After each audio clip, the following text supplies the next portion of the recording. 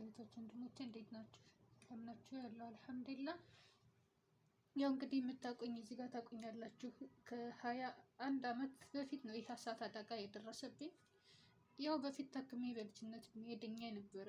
ያው ስሜቱ ምኑ ቢኖር ይሄ ቁስል ግን ኢንፌክሽን እና እንደገና ቆስሎ ከጀመረኝ 4 ዓመት አልፎኝ ወደ 5ኛ ዓመት እየሆነኝ ነው ማለት ነው። ይሄ ቁስል እንግዲህ በእናንተ በእህት በወንድሞቼ ትብብር ኢትዮጵያ እያለሁ ተዋቶልኝ ታክሜ ነበረ። ነገር ግን አልዳንም፣ ሊድንም አልቻለም። ሁሌም በቃ ያመኛል። ብቻ አልሐምዱሊላህ።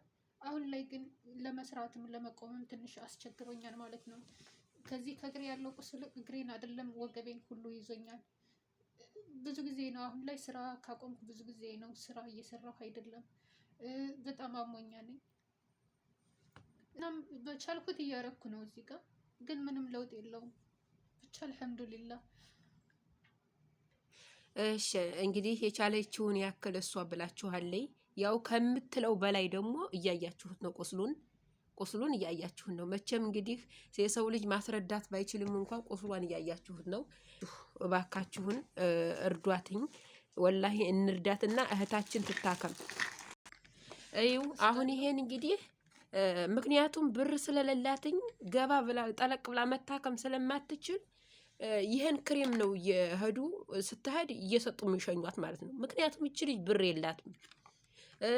ስራ ከፈታይ እዚህ ሀገር ከመጣይ 6 ወር አለፋት እንግዲህ። ስለዚህ ለሚበላም እንኳን ራሱ ወላሂ አላህ መልካም ሰዎች አብረዋት ስላሉ ነው እንጂ ታቁታላችሁ። ይሄ ስራን ፍታት ነገር እዩ። አሁን ይሄን ክሬም ነው ለዚህ ቁስል አስባችሁታል? ለዚህ ቁስል ይሄ ክሬም ነው እየተሰጣት ያለው። ግን ገንዘብ ካለ ጠለቅ ብሎ አመልያ ይሆናል። ኦፕሬሽን ሆኖ መፍትሄ ለመጨረሻ ጊዜ ይደረግለታል። ገንዘብ ካለ እኛ ከተባበርን ማለት ነው። እና ወላሂ እባካችሁ ሰው ለመርዳት ሰው መሆን በቂ ነው። ወላሂ ያለንን ነገር 50 ይሁን 100 ይሁን ብለን እህታችንን እናሳክማል። እኔ ወላሂ ምንም ነገሩን እንግዲህ ቁስሏን ማይታችሁታል። ከአቅሜ በላይ ነው። ያው ወደ እናንተ አመልክቻለሁ ማለት ነው።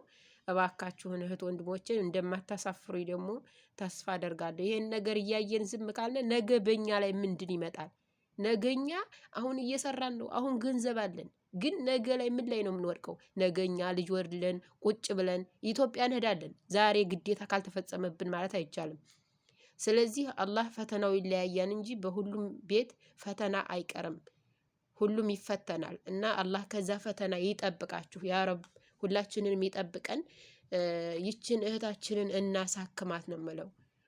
ያለንን ነገር ተባብረን ይሄን ነው የምለው። እንግዲህ እኛ በቻልነው አቅም ሞክረናል። ወሰላሙ አለይኩም ወራህመቱላሂ ወበረካቱ።